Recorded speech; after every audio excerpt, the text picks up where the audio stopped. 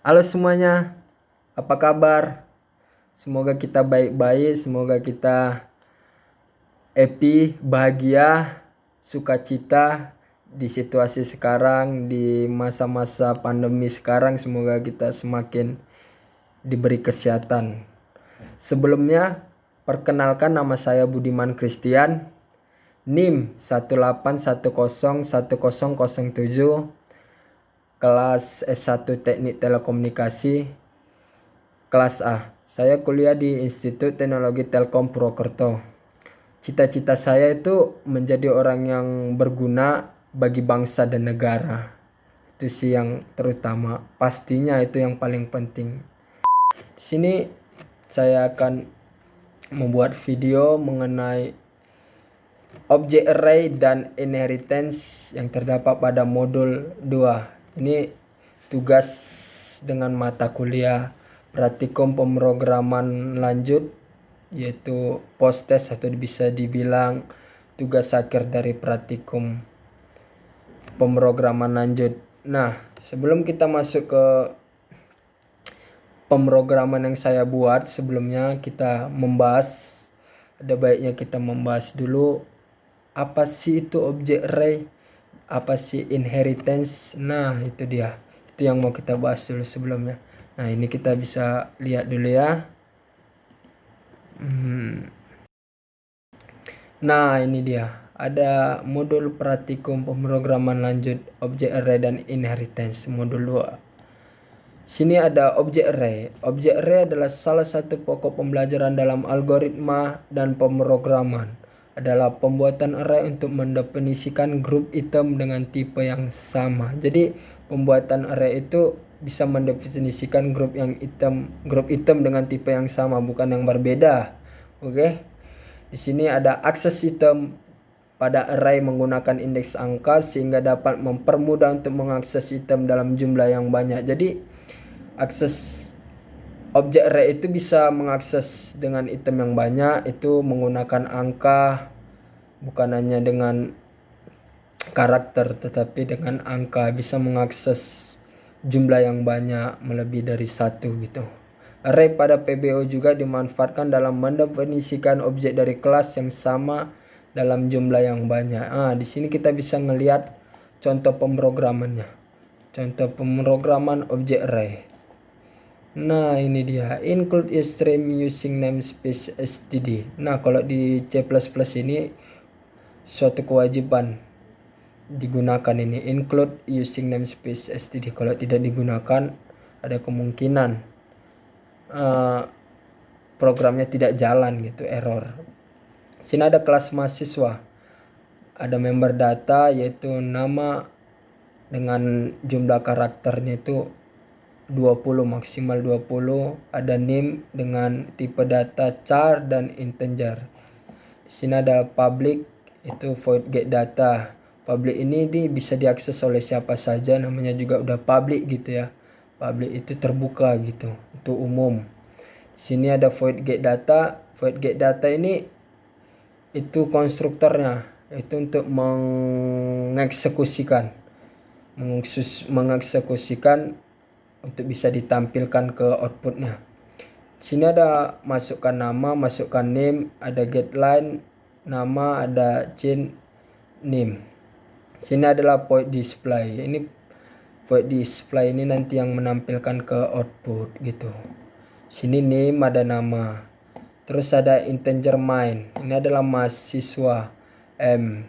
Kan ini M ini untuk menandakan kalau itu inisial dari mahasiswa. Itu adalah P. Ada 4, maksimal karakternya 4. Inilah yang mendefinisikan objek array itu. Begini bentuknya objek array. Sini for integer i sama dengan 0, i 2, i plus. Loop untuk input masing-masing objek. Jadi for integer ini cuman bisa diakses 2 kali gitu. Diakses di outputnya nanti cuman bisa 2 kali. Terus masuk ke count mahasiswa i plus 1 dan mi get data. Terus ada count data mahasiswa for integer j2 j++. Ini loop untuk output. Ini MJ display, ini untuk menampilkan nanti. Terus ada return. Nah, kita lihat outputnya ya. Ini adalah mahasiswa pertama. Masukkan nama, ada Atta Halilintar, masukkan NIM 101. Mahasiswa kedua, masukkan nama Anya Geraldine, masukkan NIM 212. Terus data mahasiswanya itu data keseluruhannya 101 Atta Halilintar, 212 Anya Geraldine.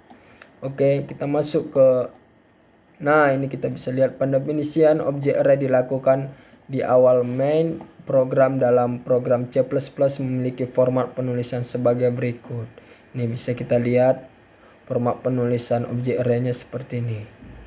Nama kelas, nama objek, jumlah array. Terus kita masuk ke inheritance. Inheritance atau disebut pewarisan. Inheritance atau pewarisan merupakan salah satu fitur yang paling powerful dalam pemrograman berorientasi objek setelah fitur kelas itu sendiri.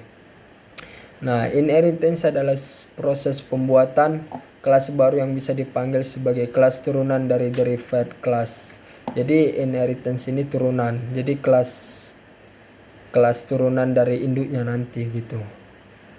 Dimana terus kita masuk ke ini, kita ada gambar, kita bisa lihat gambarnya ini. Nah, ini dia kelas, ini ada kelas induk. Kelas induk itu ada fitur A, fitur B, fitur C.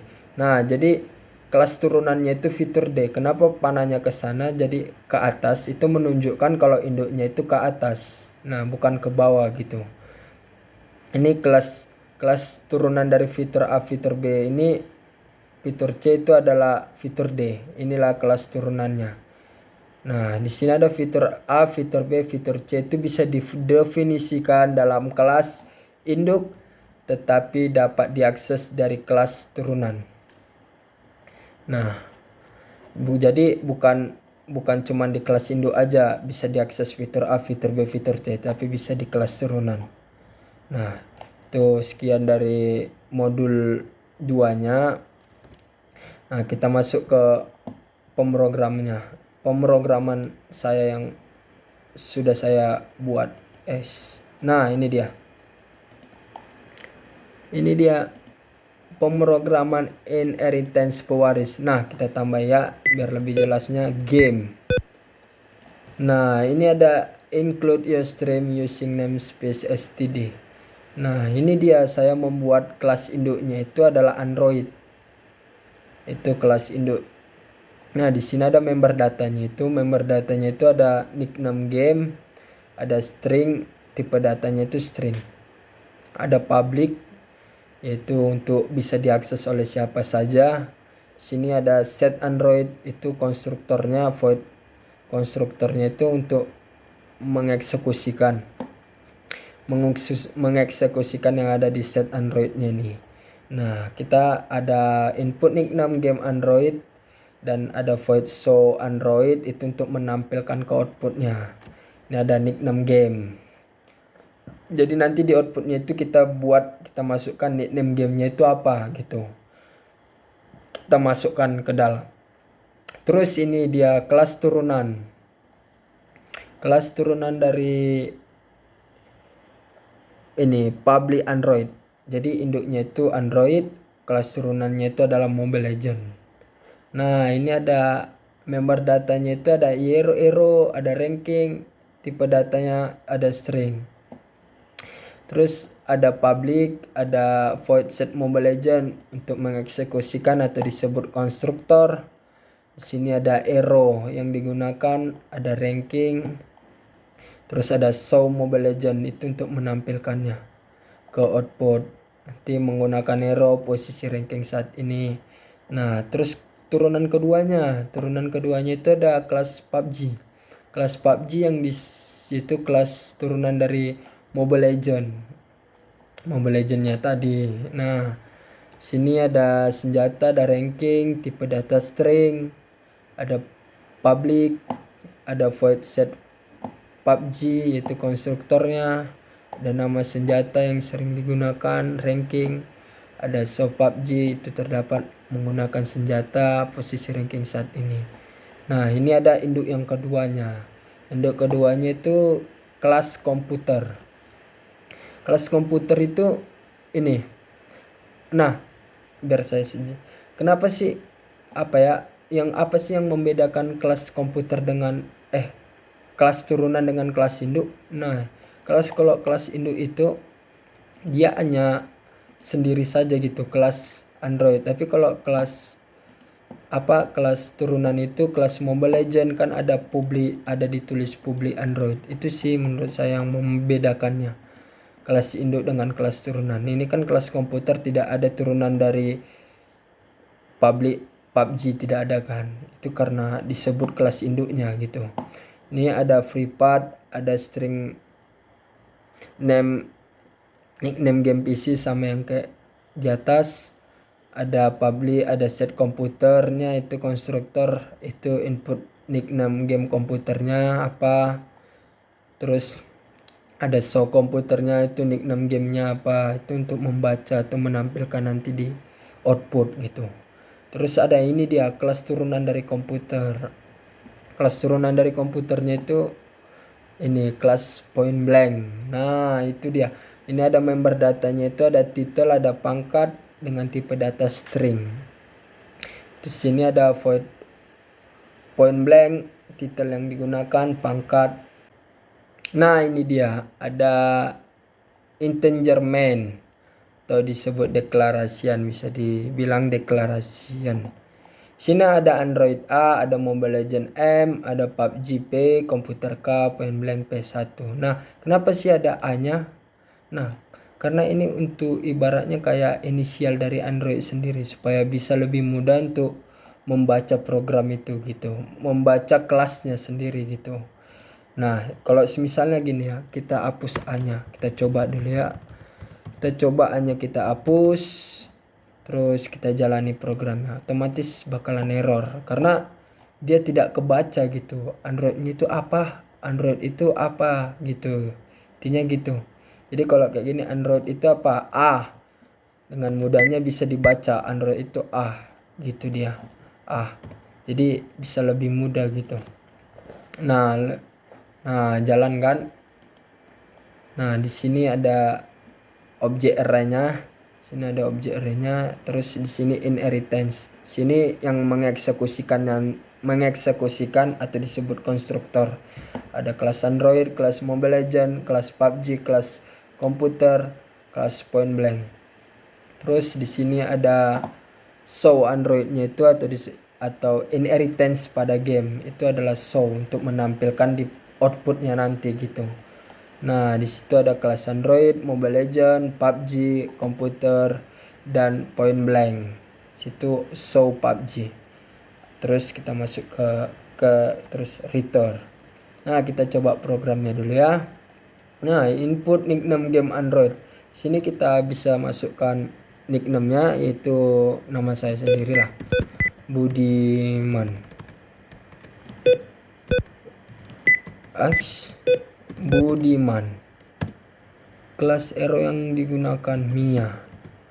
Ranking master. Kelas PUBG. Nama senjata yang sering digunakan ya apa ya, kita buat ya Scar lah. Scar. Rankingnya itu gold. Kelas komputer. Nah, ini induk keduanya. Kelas komputer itu kita masukkan Surti. Nah, kita masukkan titel yang digunakan mayor. Titel yang digunakan pada kelas point blank mayor. Pangkatnya mayor.